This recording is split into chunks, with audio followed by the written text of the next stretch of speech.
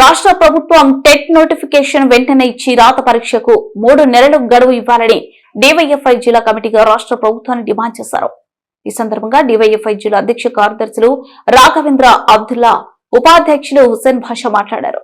రాష్ట్ర విద్యాశాఖ మంత్రి నారా లోకేష్ 2 రోజుల కిందట అధికారులతో మాట్లాడుతూ నవంబర్ ఆఖరి వారంలో టెట్ పరీక్షకు సిద్ధం చేయాలని అధికారులను ఆదేశించడం జరిగిందని, దాని ద్వారా చాలా మంది నిరుద్యోగులు టెట్ కు ప్రిపరేషన్ టైం చాలక చాలా మంది సిలబస్ పూర్తి చేయలేకపోతామని వారు ఆవేదన వ్యక్తం చేస్తున్నారన్నారు.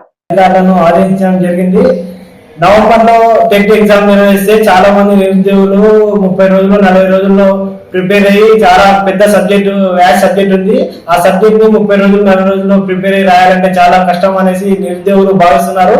కాబట్టి టెట్ నోటిఫికేషన్ ఇచ్చి కనీసం 3 నెలలైన సమయం ఇవ్వాలనేసి డివైఎఫ్ఐ గా కోరుతా ఉన్నాం. అదేవిధంగా డిఎస్సి లో చాలా పోస్టులు ఉన్నాయి, అది నోటిఫికేషన్ ఇస్తామంటున్నారు. 2260 పోస్టులకు నోటిఫికేషన్ ఇస్తామంటున్నారు. అది గవర్నమెంట్ లెక్కలు మాత్రమే. చాలా పోస్టులు ఖాళీగా ఉన్నాయి. ఆ ఖాళీ పోస్టులను కూడా భర్తీ చేయాలనేసి కూడా డివైఎఫ్ఐ గా డిమాండ్ చేస్తా ఉన్నాం.